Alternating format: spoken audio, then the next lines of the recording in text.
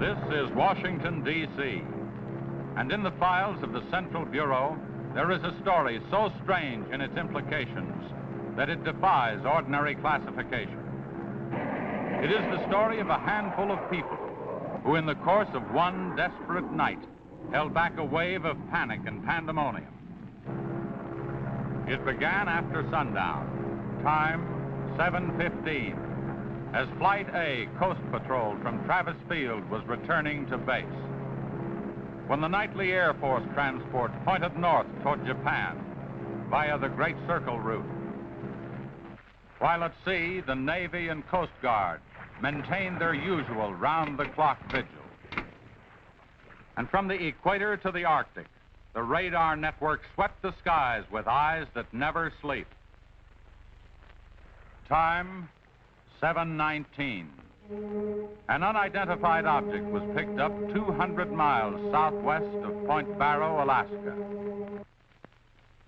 7:27. Unidentified object confirmed at Fairbanks, Alaska. Heading south-southeast, 170 degrees. Height, 75,000 feet. Estimated speed, 5,000 miles per hour. White warning. 7:39. Unidentified object 200 miles due west of Vancouver, British Columbia. Course 170 degrees. Height 60,000 feet. Estimated speed down to 3,600 miles per hour. Yellow warning. 7:54. First interceptor flight airborne. Point of interception, 80 miles due west of San Francisco, California.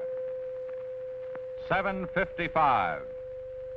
Unidentified object past point of interception. Red warning. 8:11. Morro Bay, California. Height, 50,000 feet. Estimated speed, 2,000 miles per hour. 8:15. Santa Monica, California. Height, 10,000 feet. Speed, 1,200 miles per hour. 8:18. All traces of unidentified object gone. Red warning lifted. By 8:25 at the Los Angeles branch of the Communications Commission, reports of strong interference with radio and television reception began to pour in from the beach area. The monitors went to work immediately. Mobile units were ordered to converge on the vicinity of the disturbance. Pinpoint direction-finding devices began to trace the trouble to its source.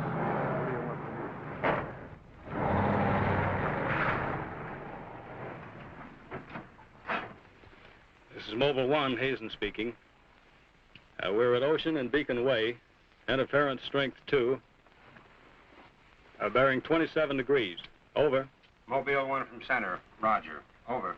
Mobile Center from Mobile 7, over. Go ahead, Mobile 7. This is Mobile 7. With Pacific Center and Beach 4. Interference strength 3, bearing 39 degrees, over. This is Mobile Center, roger. Stand by. Mobile 1 and Mobile 7. From Mobile Center, point of interception estimated 3 miles north of surf. Repeat, 3 miles north of surf. Acknowledge. This is Mobile 7, roger. Mobile 1, roger. Mobile 7, roger, we're going out. Okay, Charlie, let's get moving.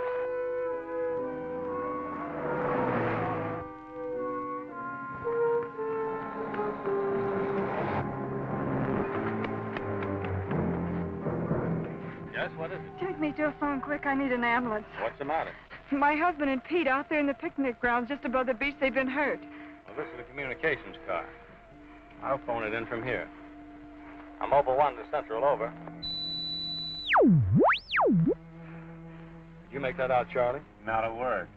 I'm Mobile 1 to Central. I can't reach you. Repeat. They must be getting us all right.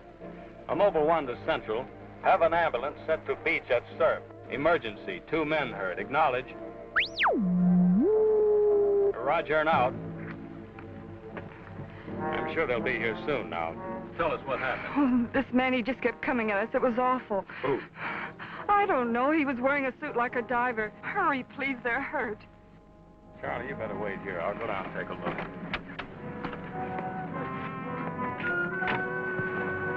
The young woman's hysteria became obvious as they reached the picnic grounds at the beach. There was no sign of the mysterious intruder, and little could be done for her husband and their friend until the ambulance arrived.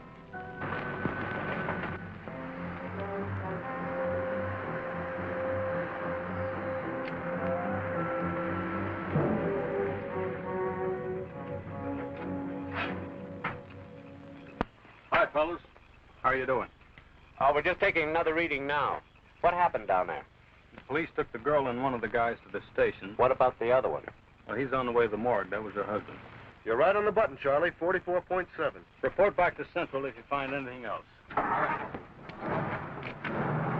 Charlie, grab that portable and check the beach, will you? Got it right here. I'll pick you up right here in about an hour. Where are you going? Police asked me to drop by the station and sign a report. I'll see you later. If you don't, you know where to look for the body.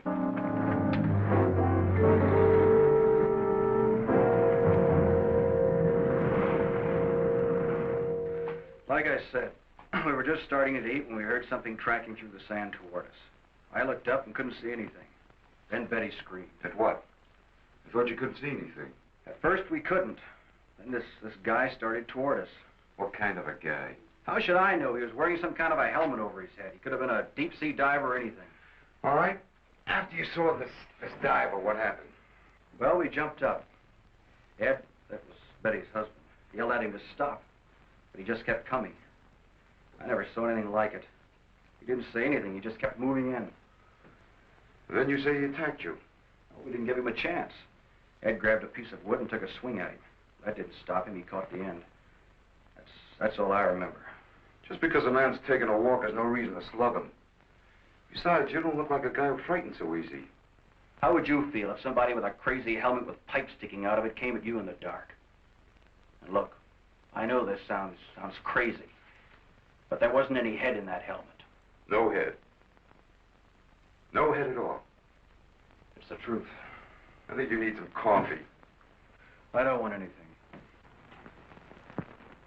It's all the same to you, Lieutenant. I've got to pick up one of my men at the beach. Okay, thanks for coming down, Hazen. Hope I didn't put you out. No trouble. So long. You too. All right, let's start at the beginning. How well did you know the dead man? And his wife? Betty and I went to school together. I knew Ed a year. How long were they married? About a year. Wasn't her husband a little older than she? I don't know. But you said you and Mrs. Evans went to school together. And you never discussed anything personal with her? She did mention he was older, yes. How much? 15, 20 years. What difference does that make? That wasn't too hard now, was it? Where do you live? 629 and a half East Palm Court. Why? That's where the Evans live, isn't it? Yeah, I board with them. You do, huh? Now, Mrs. Evans is a good-looking woman. What are you trying to say?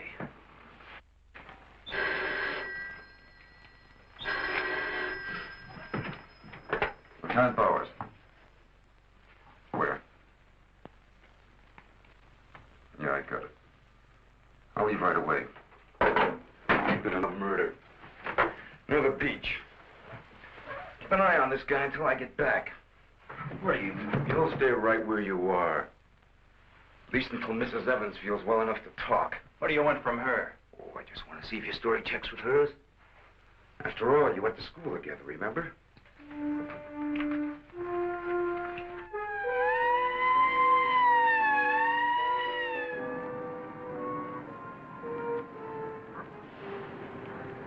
You say there were no witnesses, huh? None yet. Anything missing? I don't think so. The cash register wasn't touched. Get a breakdown of the inventory as soon as you can. What about fingerprints? The boys are working on them now.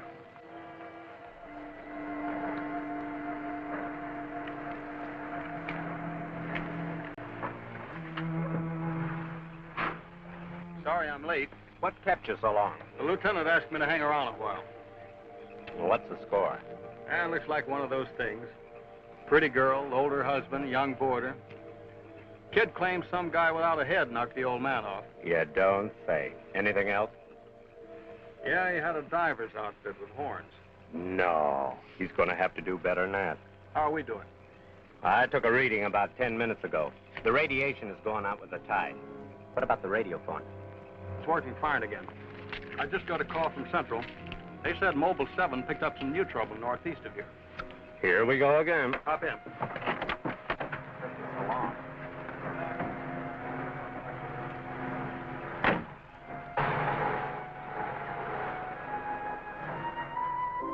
Who reported this murder? There he is there. He lives next door. His name's George Nelson. Hey, Mr. Nelson. Yes, sir. Come here, will you? I'm Lieutenant Bowers, homicide. You found this body? That's right. He must have just locked up for the night when this happened. How do you know that? Well, he usually does around this time. What were you doing here? I was sitting home watching the fights on TV, and all of a sudden the thing started acting up. What has that got to do with it? Well, you don't know the set. You know, it wouldn't work at all when I came home to supper. Then all of a sudden it cleared up fine. So I thought, well, I'll get set to look at the fights again, and all of a sudden out it goes again. So I thought maybe the battery station down here was overcharged in the circuit, and so I came down to take a look, that's all. Hey, don't you ever quit work? What's up this time? Another murder? What are you doing here, Hazen? Same as before. Still trying to track down that signal interference. Hey, does that stuff work on TV, too? Well, it has been for hours. What'd I tell you? What's the matter? Seems to set one on the blink. Well, at least we know we're on the right track. How'd you make out with that boarder? You're still sticking to a story. The guy had no head. Well, I'll be seeing you. So long. Right. Watch out. Hey.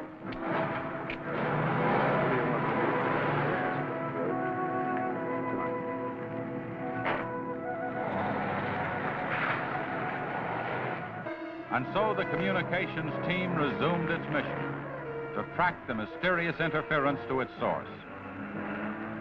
Via accurate readings taken at regular intervals by stationary and mobile units, it was determined that the disturbance was moving in a northeasterly direction.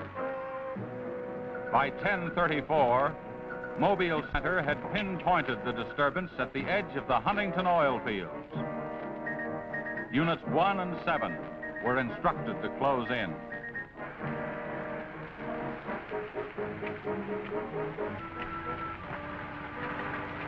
Hey, Charlie, do you see what I see? Yeah, the oil field.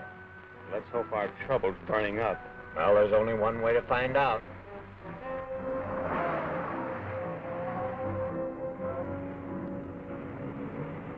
Look, Sarge, 2 murders and an explosion in one precinct is big news. Now, come on, you can't pin it all on the young boarder. Or can you? Very funny. Yeah? I'm Hazen of the Communications Commission. Oh, the lieutenant's waiting for you. Thank you. Where's the wheel? You heard the man, Communications Commission. Tommy, does this kind of interference happen very often? Never anything like this. It's on the move all the time. I mean, some ham with a transmitter in the car. It's not a transmitter. We don't get a definite disturbance, just interference. Then you have no idea of what it is, huh? Not yet. How are you making out? Not so good. You were here when I questioned that boy about the murder at the beach. Did you get anything more out of it? Yeah. Come on with me. You might want to see this.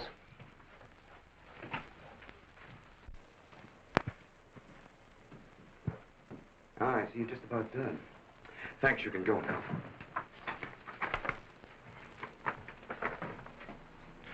Are you sure this is what the man looks like? What do you say, Betty? Well, just about, only I think the tubes were a little lower down. And you still insist there was no head inside the helmet? I'm positive there wasn't. What about you? Well, it was dark. I couldn't swear to it. Thanks, that'll be all. You mean we can go now? Yeah, for the time being. Just stick close to home. I may want to see you again tomorrow. We'll be there. Come on, Betty.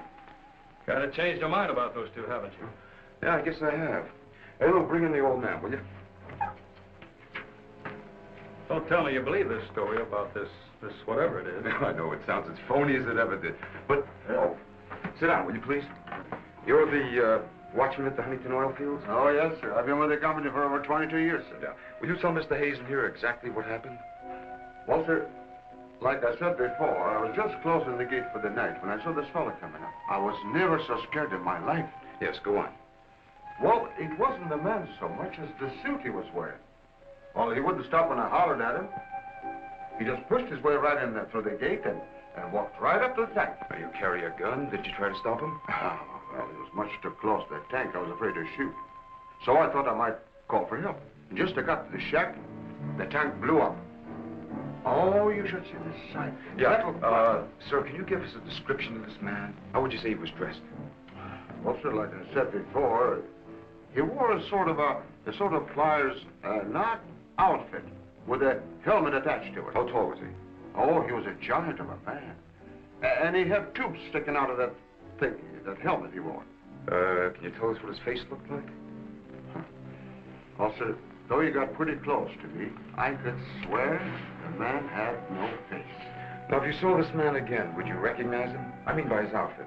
Oh, I'll never forget that sight if I live to be 100, sir. Would you say this is the man? Wait, sure, that's him. Thank you very much. You may go now. All right, sir. Thank you. Well, Hazen, what do you say now? Beats me. The descriptions check all right. This could be some kind of flying suit. High-altitude equipment. Yeah, that's what I've been thinking. Well, how do you explain that stuff about the missing head? No, we can discount that. These people were frightened. It was night. Nobody really took a close look at it. I guess you're right. But whoever he is, that outfit doesn't look like one of ours. Of course, he could have been dropped by parachute. You mean sabotage? Worth checking. I think we better wire a report to Washington, see what they say. You can use our teletype. I'll tip off the LA police to be on the lookout for something unusual. Hey, wait a minute. What about the press? Oh, I don't think they know too much now. We better keep it that way for a while at least, till we find out whether our friend is still around here. Well, if he is, I think we can find him for you. My hunch is that he's carrying something around that's causing all this disturbance, whether he knows it or not.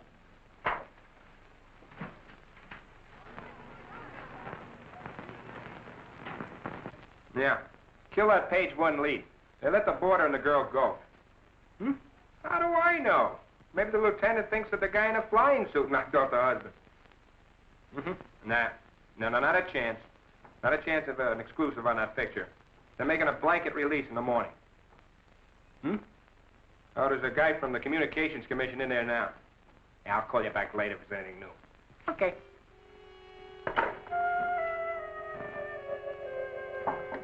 Come in. Sorry to interrupt you, Lieutenant. Yeah, what is it, Jim? There's a teletype cam for you. Oh, thanks, Jim. We're waiting for it. That was fast. Well, here's our answer. Looks like they never sleep in Washington. Says to contact a Major Andrews, care of Dr. Wyatt, director of the Griffith Institute. Hey, it's kind of late. Maybe I'll give him a call. While you're at it, I'll go out the car and check in with Central. Okay.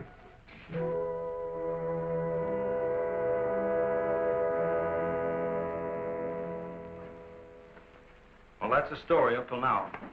We got in touch with Washington. They told us to contact you here. Very interesting. What do you think, Doctor? When I see something like this, I understand why you gentlemen might have thought sabotage was involved. Lieutenant, are you sure there were no traces of this saboteur, this X-man, found after the explosion in the oil field? Fire department went over every inch of the area.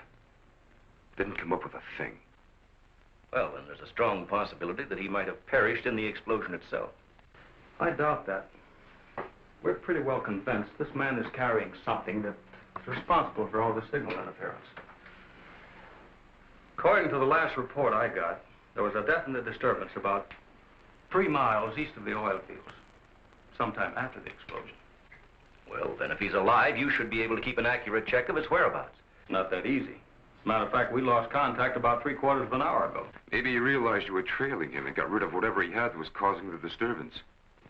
In that case, there's nothing much my department can do to help you. I guess it's up to us.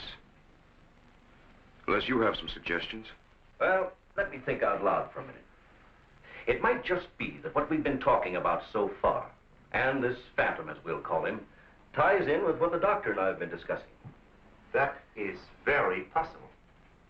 I don't know whether you know it or not, but somewhere around 7:30 this evening, our radar networks picked up an unidentified object off Point Barrow, Alaska. They traced it clear down to Santa Monica before they lost it. Santa Monica? That's where we first picked up our radio interference. Yeah, right at the scene of the murder. Well, then, if all these things tally up, we've got some idea of how our man got here. You mean that he came in some plane? In that case, somebody would have seen it land and take off again. Or did it crash? No. No, we don't think it was a plane. No rocket or jet that has been built so far can attain the speeds of 5,000 miles an hour, particularly for such a great distance. And maybe we're on the wrong track altogether. Couldn't your unidentified object have been a meteor? They travel at a terrific speed. Yes, fast enough for most of them to burn themselves out the moment they hit the Earth's atmosphere. And did it occur to you that meteors are not very likely to travel horizontally, all the way from the North Pole to California? If it wasn't a meteor, or a flying missile of some type, how do you figure this phantom ties in? We're not sure that he does. I don't care what you say, but it doesn't make sense to me. Anybody trained in sabotage would stay undercover. This guy's walking around in a monkey suit, killing people. Excuse me, Dr. Wyatt. Is there a Lieutenant Bowers in here? Oh, yes. What is it, miss? There's a Mr. Wakeman from the Chronicle here to see you. Wakeman here? And what does he want? Well, there's only one way to find out. Before you go, Lieutenant, I don't believe you have met my assistant, Barbara Randall. Well, hello. Hello. It's Mrs. Randall, Lieutenant. I'll be right back. Barbara, you know the Major? Of course. And this is Mr. Hayden, the Communications Commission. How do you do? Well, I see you are working a little later tonight than usual. Yes, my husband's teaching a late class, and he won't be able to pick me up for a while. Besides, I had some work to do in the lab. Well, at least you'll have lots of company. All right. So I shouldn't have come up here. But I gotta get your angle on this beach murder. And your whole department is shut up. Look, Wakeman, will you stop bothering me? There's nothing to say. If you got an exclusive story from that Evans Damon or Board, then you know as much as I do. Yeah, but that still doesn't explain anything about the guy without a head. Come on. Who is it? Your guess is as good as mine. You mean you let those two kids go without knowing that? I don't buy it. Well, I did. Well, then you must have an awful good reason. I bet you're trying to tie it in with that other murder. All right, Lieutenant. Don't tell me. I'll get my story somehow. Oh, if you want to know how things turn out, read the Chronicle in the morning. That's right. Now get in touch with Charlie in Mobile 1 and have him call for me here. Okay, honey. Well, did you come up with anything? No, we're just briefing Barbara here. It's just amazing the way you've been able to put these things together. Don't kid yourself, Mrs. Randall. It seems the press knows as much about it as we do. Well, let's hope they don't come to the same conclusions. A few lurid headlines, and every fool in the country will be seeing phantoms in spacesuits and men from Mars all over the place. Yes, I can imagine. And mass hysteria is difficult to check once it gets started. That's why we've got to move fast. Well, from the looks of things, I guess it's up to me. I'll be in touch with you as soon as I hear anything. See you. By 12:30 a.m., the dragnet was in operation. Mobile units patrolled the streets and countryside. They covered an area 35 miles square. Special and sensitive equipment was prepared for action. Everyone on the job was ready to move on the first signal from the Communications Commission. Monitor Corona to Mobile Center, strength 4, brickyard at 160th, moving toward oil fields. Contact your units. Over and out. Units 1 and 7 from Mobile Center. Units 1 and 7 from Mobile Center. Strength 4, interference at 160th in the oil field. Moving due east. Close in.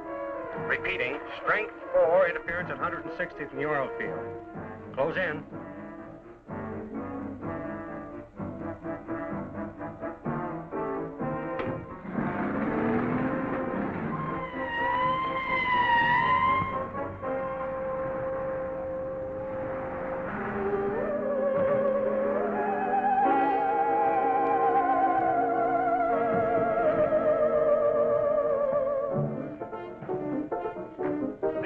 Joe? Just got here, trying to set this up. What gives, Hazen? It's in this area, all right. I thought the Geiger counter. Thank you, Doctor. Quite a walk over those oil fields. Well, it doesn't register as far as the oil field. I think we'll do better if we split up, man. Right, Lieutenant. You two go that way. Lieutenant, out here. Vince. Joe, you follow him. Come on, Doctor. And you? Oh, forget it.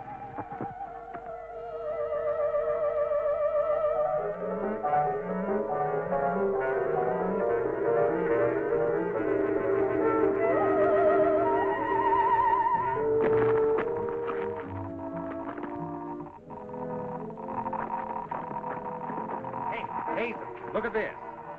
Yeah, points this way. Hey, Joe! Joe!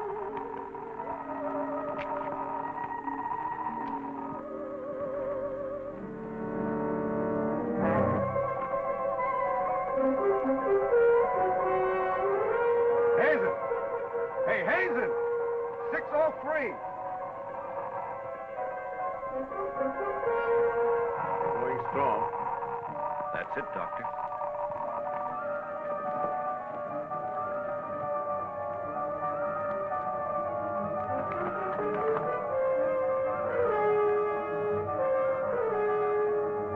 It's leading this way. Come on.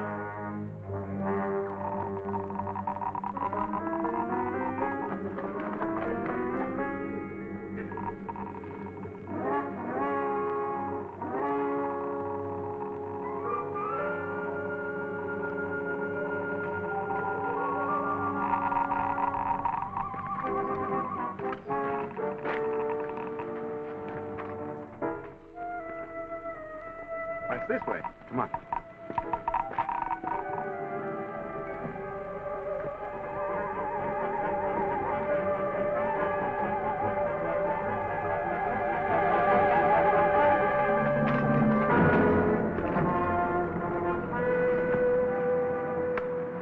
Come on.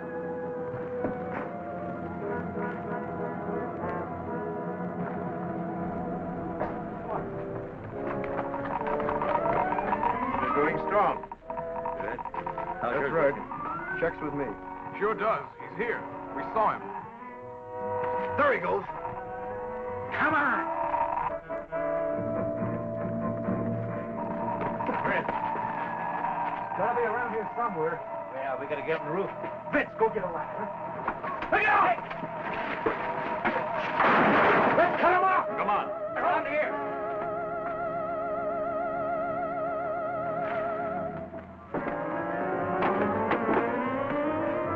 Anybody see him? There he is.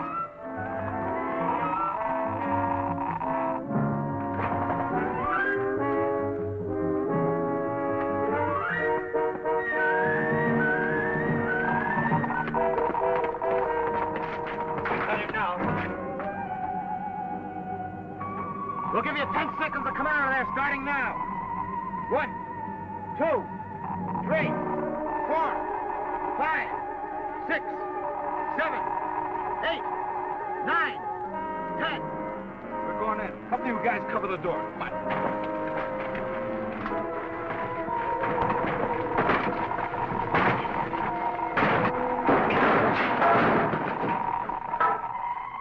Why, there's nobody in here.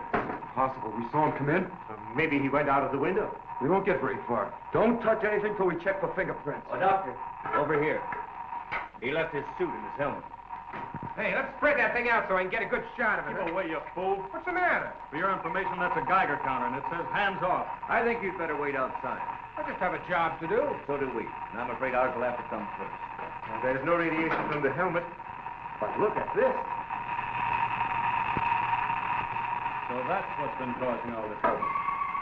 Charlie, you know where we can pick up a lead-lined box in a hurry? Well, Mobile 7 should have one. They're right outside. I'll take a look. Hurry it up, will you? Unbelievable. Now, we all thought that this phantom might be carrying some device which was causing all the signal interference.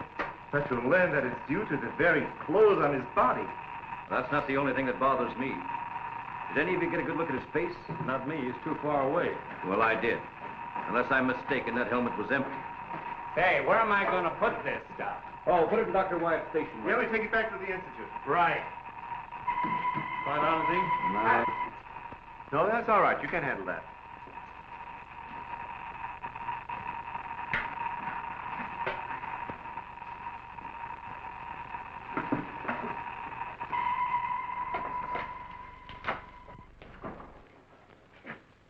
Any luck?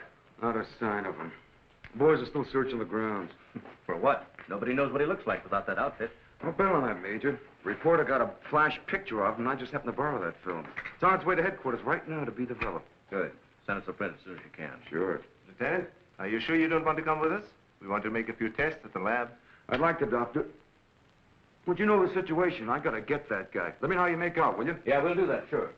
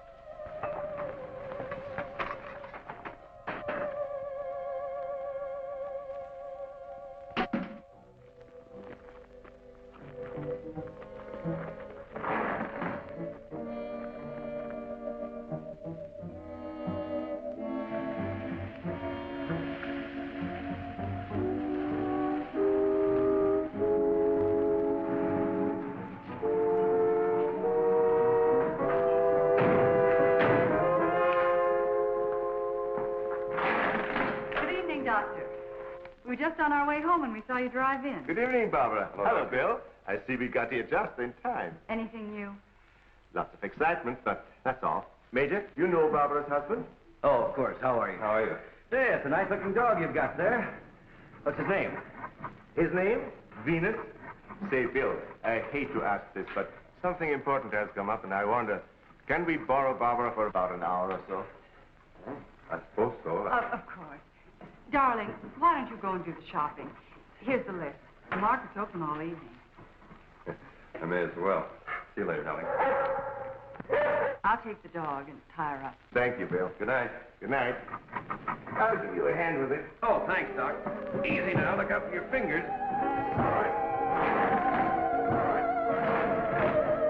Look out now. Don't drop it.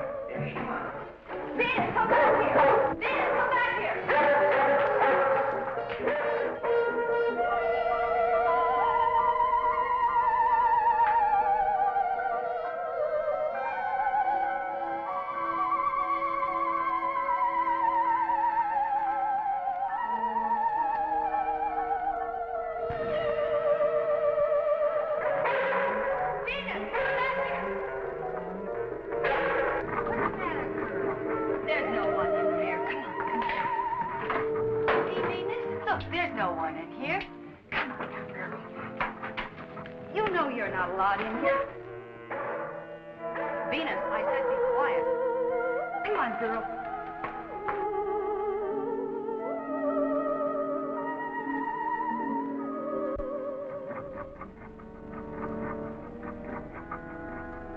Now, you stay right here, Venus, and I don't want to hear one sound of it.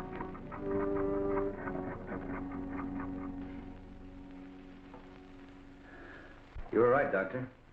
There are no fingerprints anywhere. What's all this? Hey, don't touch anything. You better put some gloves on. Our friend, Mr. X, left this suit at the oil refinery. You mean you were that close to him and you didn't catch him? I'm afraid so. That's up to the police now. Hand me those shears. I want to cut up this material to work with it.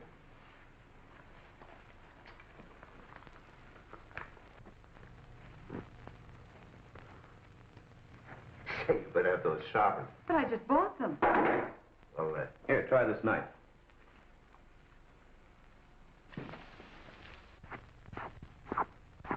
That still won't cut.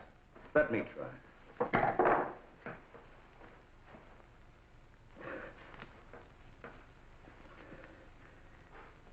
This stuff is tougher than nylon. Why don't I try it over a Bunsen burner?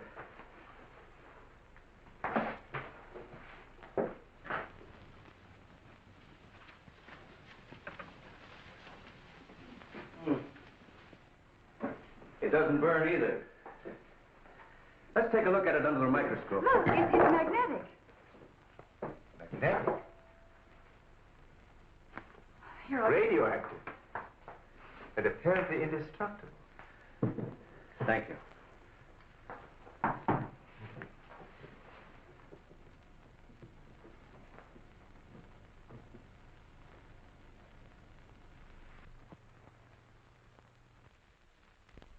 What's the matter?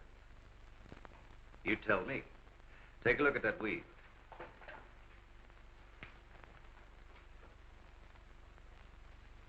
What weed? There is none. This material is one solid mass. May I see it?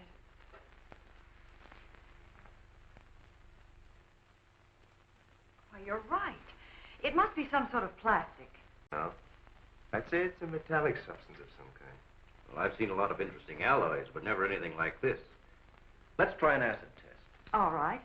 Go ahead. Careful now. We'll only take a drop or two. It repels acid like a raincoat repels water. Why, there's no reaction. Well, Major, this looks as though we were going to be here for a long time.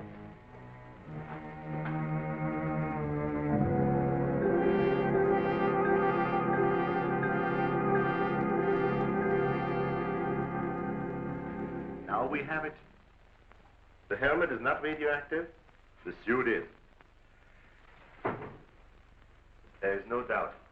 This spacesuit is conditioned to function above 63,000 feet, where human blood would boil, resulting in the body expanding to twice its size. And death, of course. I know. And it must withstand pressure and counterpressure. Also, it must be so supercharged it can function in thin atmosphere. Now, let's see what it is that is left in this breathing apparatus. Well, how are you doing? The gas from the helmet tank breaks down to 11% methane. Ordinary marsh gas? What's the rest of the formula? No, that's where I'm stuck. I can't figure it out. It just doesn't respond to any of the usual tests. Well, how could anyone exist on that combination of gases? You and I couldn't. But apparently someone can. Oh, Doctor, are you trying to say that our X-Man doesn't breathe oxygen and hasn't the metabolism of a normal human? I really don't know. From what we've seen, he has some physical characteristics which make him appear human. But added to them is this fabulous radioactivity that none of us could stand. I am puzzled.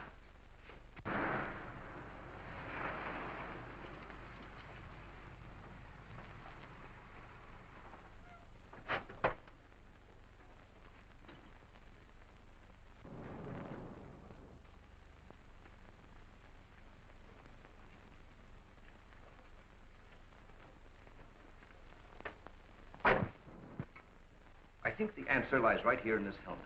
Obviously, he needs it to survive. Otherwise, he wouldn't have risked wearing it where he was sure to be recognized. As it is, he only took it off when he was cornered. Well, if what you say is true, how can he exist without it now? Let me put it this way.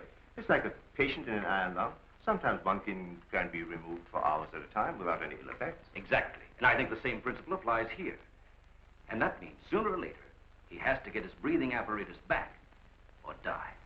I don't understand. Well, I've got an idea. If we were to return this whole outfit to where he left it, he might be tempted to come back. Dr. Wyatt speaking? Yes, he's here. No, thank you. Hello, Major. Still at it, huh? Mm-hmm. No, we haven't got a thing, no. The picture? Yeah, hold on. He says the picture the reporter took of our man didn't come out. I was afraid of something like that. The radioactivity must have burned the emulsion. Hello. No. No, we didn't find any fingerprints at all in his clothes. Did you find any? Oh, too bad. Hello? Will you wait there, please? We don't know what to make of this either. Have you heard from the communication boys yet? Well, let's hope they turn up with something. Major, excuse me. Hold on a second. Yes? It's Mr. Wakeman of the Chronicle. He insists upon seeing you. He does? Where is he? I told him to wait in the lobby. Good. Hello? And it's our friend from the press is here.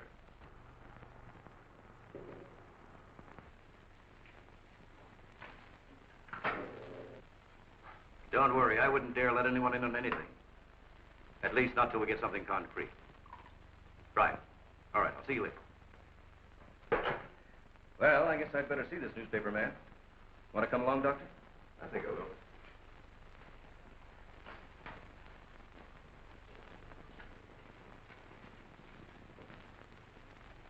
Oh, hello. Remember me? Certainly, yes. A nice lot of gadgets you got here. We think so. What's on your mind?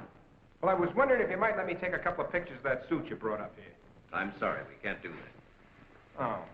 Well, now, look, I got a wonderful picture of the guy running in the shack, and the lieutenant stuck his nose in my business, and what do I get? A blank.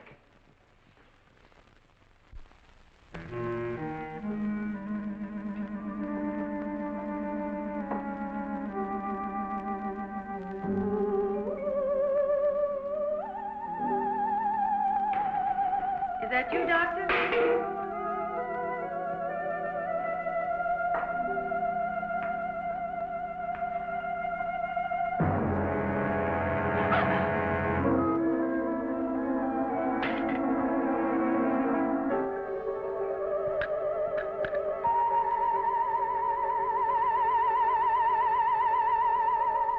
Well, you must have some lead on this guy, otherwise you wouldn't have brought that suit up here. Well, let's just say we were curious.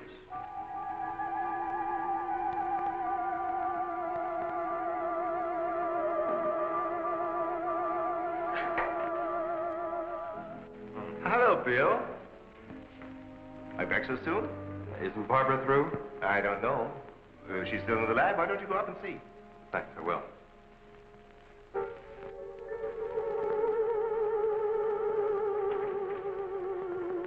Barbara?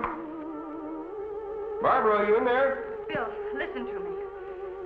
I'm not alone. Someone is in here with me. I can't see him. He locked the door and has the key. I'll break the door down. No, Bill, don't, please. You better get help. You mean I'd come all the way up here for nothing? I'm afraid so. Good night. Yes. Good night, Mr. Wakeman. Good night.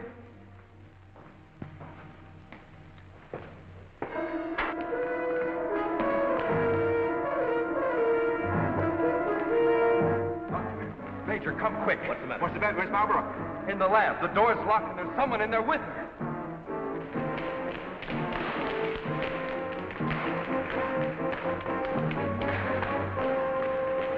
I thought you said the door was locked. It was.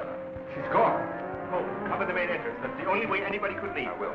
Well, in that case, we would have seen her on her way up. Well, then she must still be in the building. We'd better split up. I'll take the roof. Barbara! Barbara! Barbara! Barbara!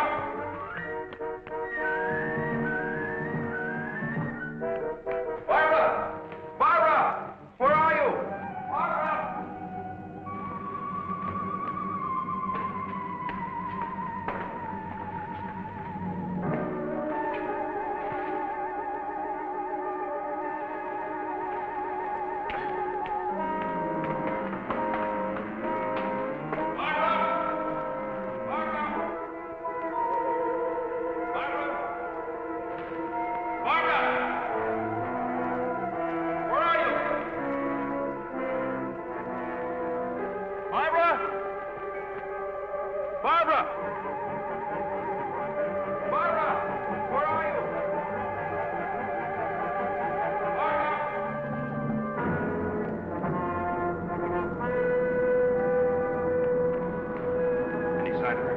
Not yet.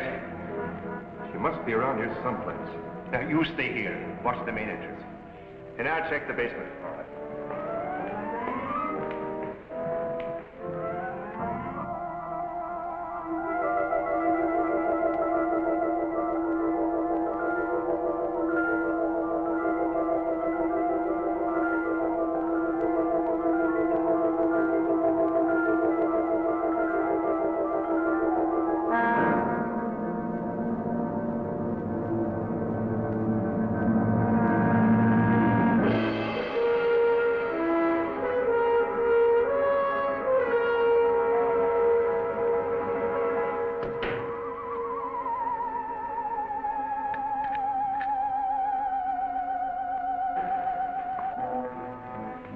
she's not up there. Where's the doctor? He went down to the basement. Here he comes. You didn't find her? No. I'd better call the police. But there's no telling what could happen to her in the meantime. No, take it easy. We're doing the best we can. But she said she was locked in, and she couldn't see who did it. Can you explain that? No, not yet.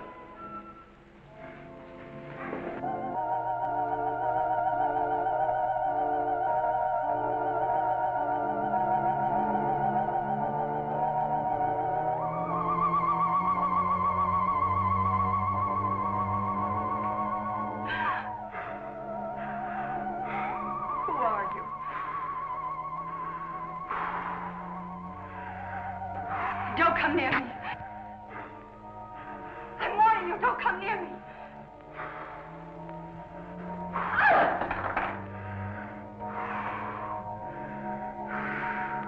Don't!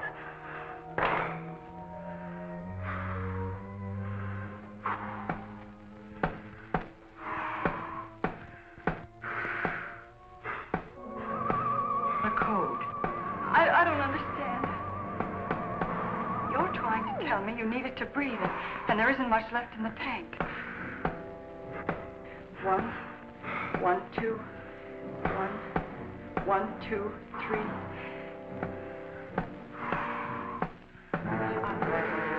I'll write it down.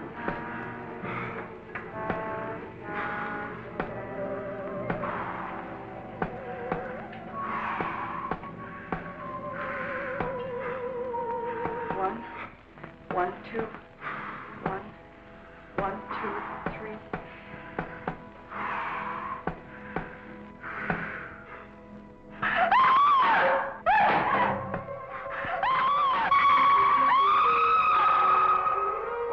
In the lab.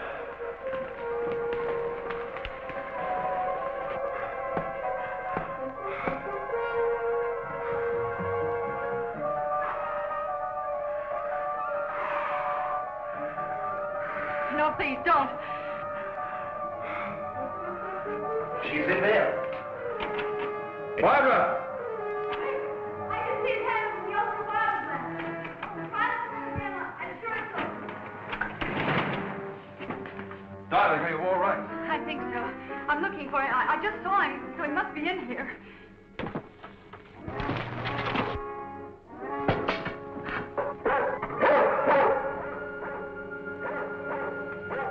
Steady feet to the ground. He would be killed.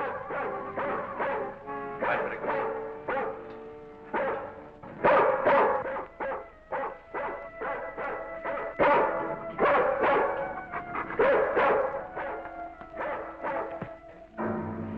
It was frightening. I couldn't see him. I didn't know what to do. Come here. Quick. He's disintegrating. This is amazing.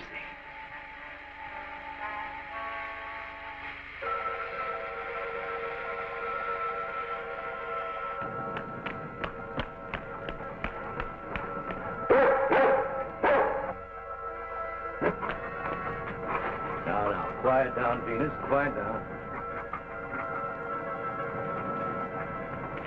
Down.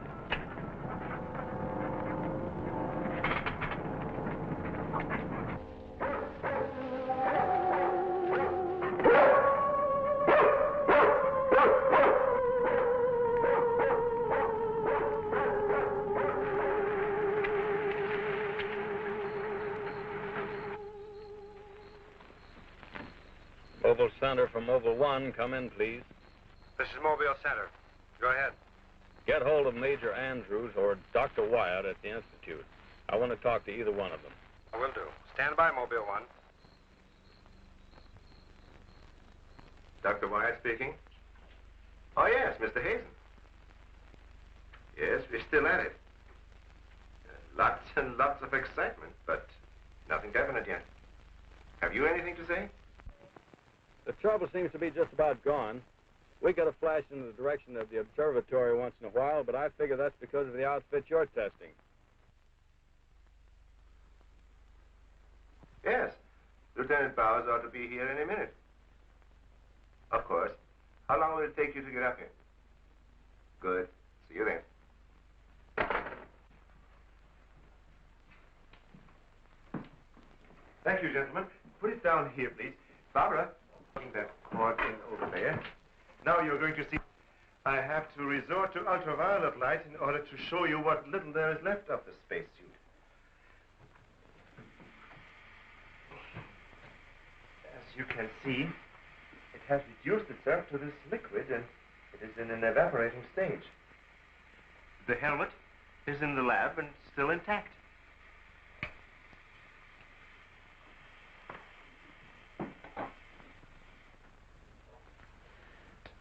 This is amazing.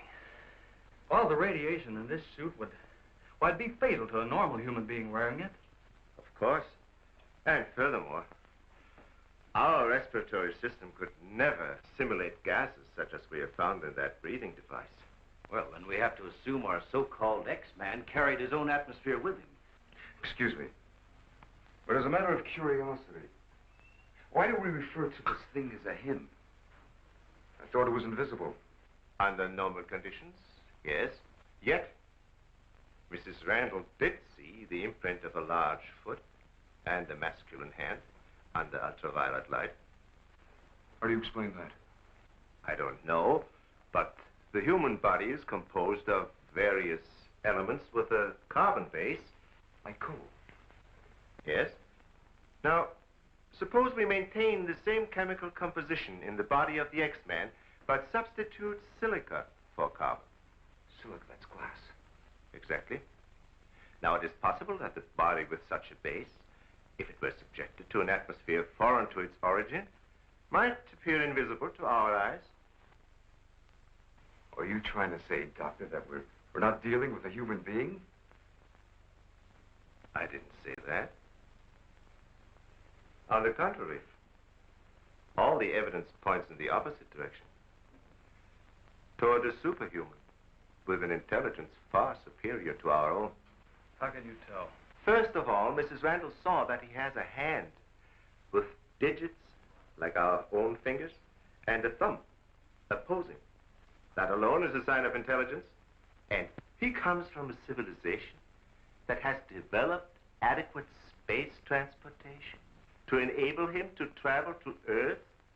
We have nothing yet that can reach even another planet in our own solar system. That could account for the unidentified objects picked up by radar a few hours ago. My theory is that the spaceship, or whatever it was that he came in, operated on the principle of magnetic rather than atomic propulsion, and that somewhere in the outer limits met with a condition where the Earth's gravity pulled it down and it fell into the ocean, and that he managed to save his life and reach shore.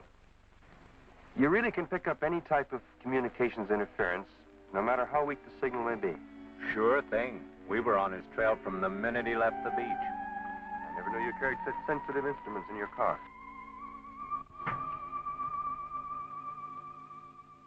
What you told us is very interesting, Doctor. But I've got to make an official report to headquarters. Are you willing to be quoted that the criminal we're after is a creature from another world?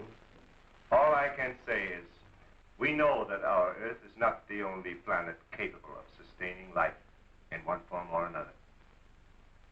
You can quote that. All I've got to go by is some footprints in a hand. That isn't much. No fingerprints, no description, no nothing. And we're after a killer. Has it occurred to you that our X-Man has no apparent motivation for his acts, and might therefore not be an intentional criminal at all? You have a point there. Hey, wait a minute. Come to think of it, the young boarder we suspected, he did say that the girl's husband threw the first punch. So? So that could have been enough to provoke the strange creature. And the same could have happened at the second murder. Sure. What about the fire in the oil fields? Evidently, our man sensed the presence of some gases, which he thought might be utilized in his breathing apparatus. Yeah, that could account for his presence at the oil refineries, where something went wrong, causing the explosion. Too bad he got wise to us and took off his uniform, or we'd have been able to catch up with him by now.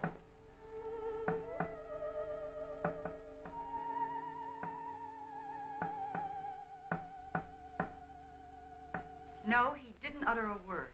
But I'm convinced he was trying to convey a message to me. He kept tapping out a code. I wrote it down. Let me see that, please. Doesn't make sense. Well, it may be based on some mathematical system we know nothing about. But he was trying to tell us something. Why did he run away?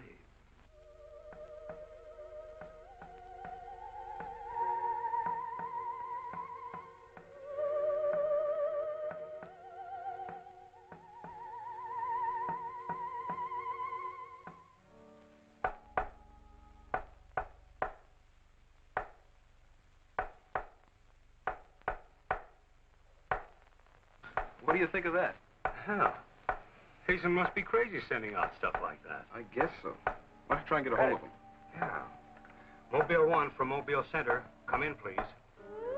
Mobile 1 from Mobile Center, come in, please. Mobile 1 from Mobile Center, come in, please.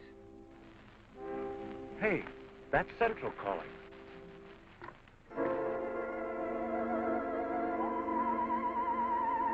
You better stay here by the car. I'll go tell Hazen. Yes, Colonel Powell. Of course, I'll mail you a complete report first thing in the morning. Yes, sir, thank you. Oh, and I'm awfully sorry to disturb you so late at night. Right, good night, sir.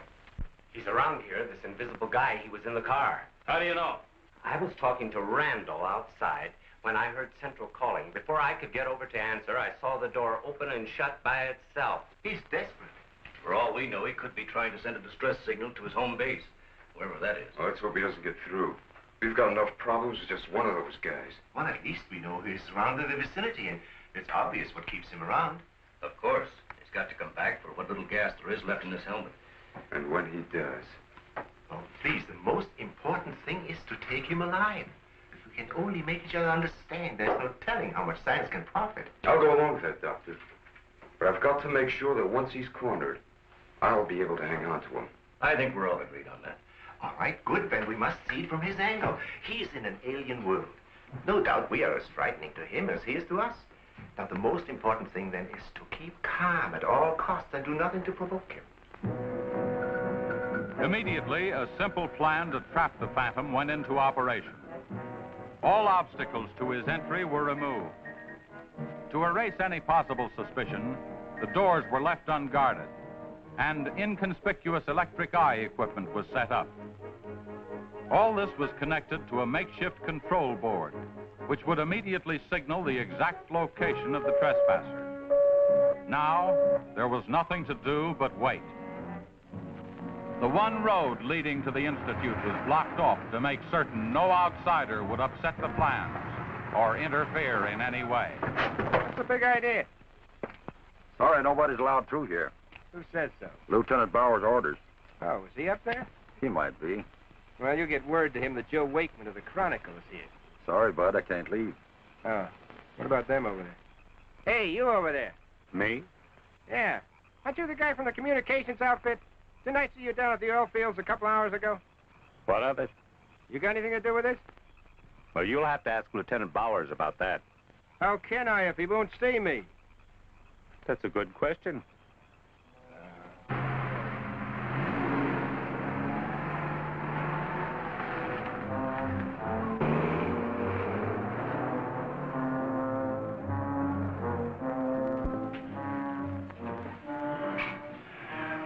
Well, it's 4:45. Sure taking his time. Time is cheap. Yeah, well, how long can you sit on the edge of your chair like this? Oh, dear, if we have to. I only hope this mechanism works. It will, unless he flies in between the wires. I wouldn't take any bets that he can't. Well, if everything else fails, we still have Venus here to help us. You know, I'm certain she sensed his presence before. That's why she carried on so.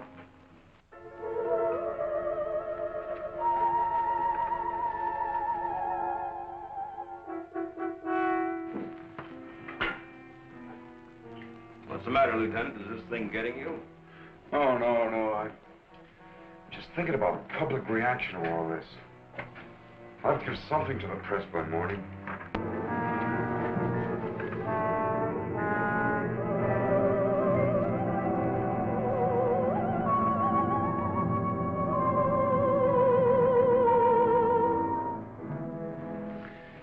Ever since I was a kid, I wanted to be a pilot. Then after I got my wings and had had 75 missions, I thought I'd seen everything. Now, after all this, I know I haven't seen anything. He's here. The back entrance. Let's head him off. Remember, now, take it easy. Don't crash.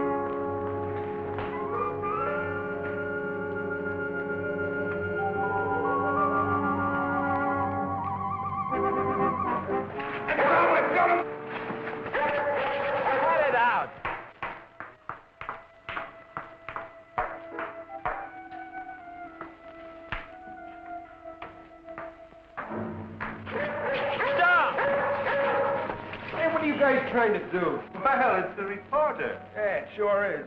What's going on around here? You guys crazy?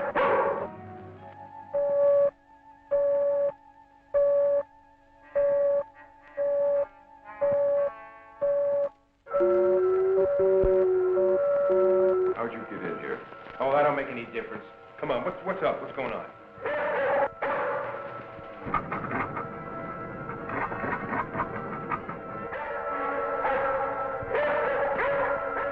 All right, Lieutenant, you better tell him. I'll reset the wires.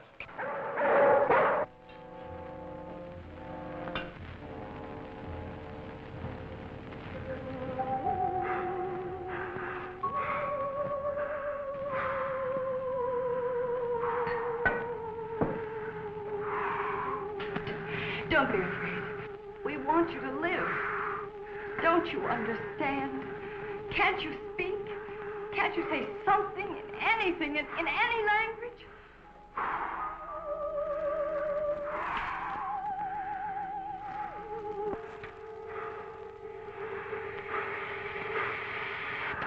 Listen, everybody. He's in the lab with me now. He's in the lab with me now. Venus, be quiet. The door's unlocked. Hurry, he's having trouble breathing. I don't think he can last much longer. And please, don't let Venus get at him. And walk in quietly. Quiet, Venus.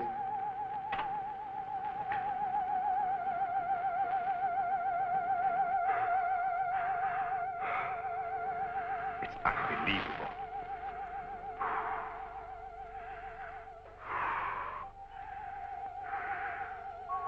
You see, there's nothing to be afraid of. Nobody wants to hurt you. I've tried to reason with him. I feel he understands, but he can't speak. Wait a minute, I'll try his code. I think I remember it right.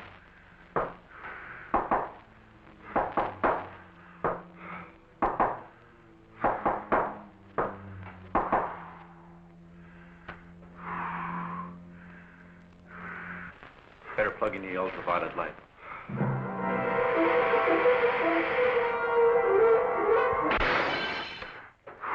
Fool, you scared him.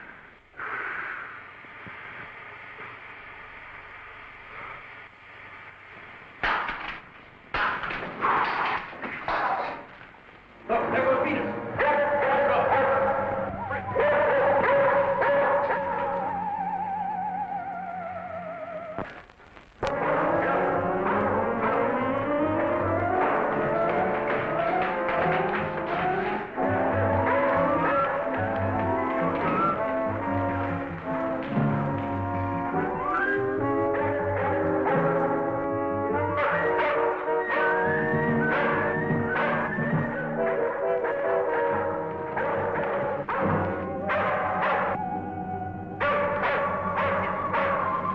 Look, Venus!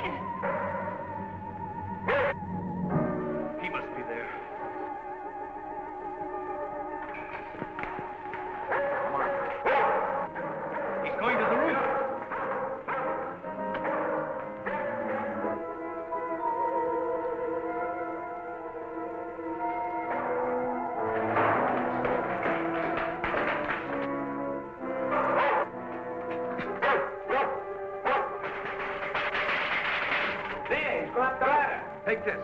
I'm going after you.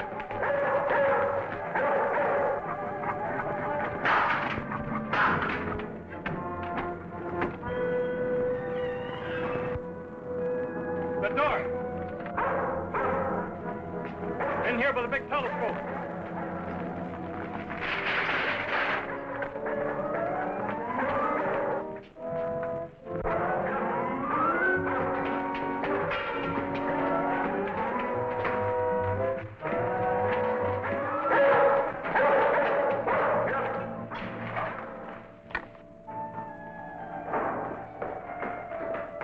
Close the dome. The switch is over there.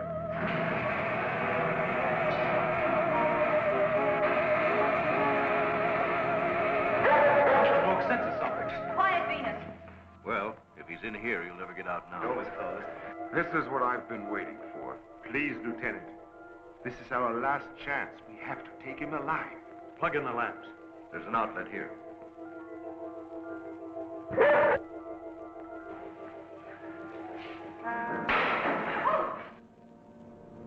He must be up there.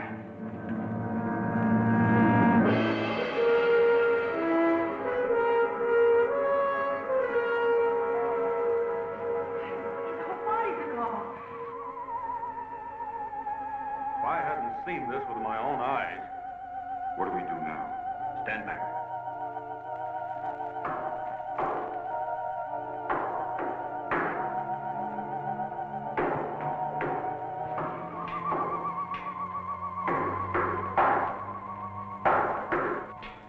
Amazing. This code again. Look. He's trying to speak, but no sound is coming out of his mouth. Look at Venus. She acts as though she hears him. Yes. Dog can hear sounds that we can't. His voice must be beyond the range of the human ear. Maybe he's screaming. He's suffocating. The glow, it's almost gone.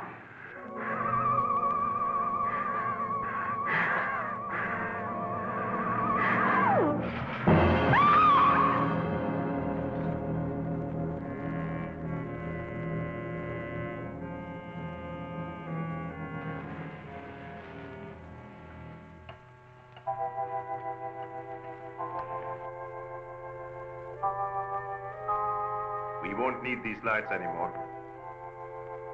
In death, he has become visible as a normal body.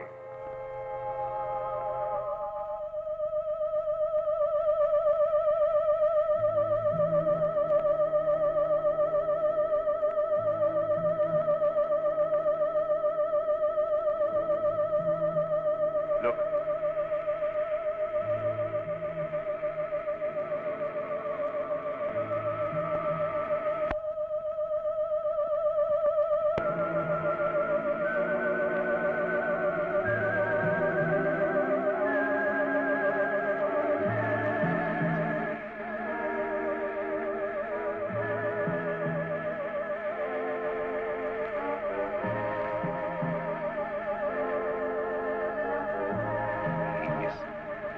Evaporating.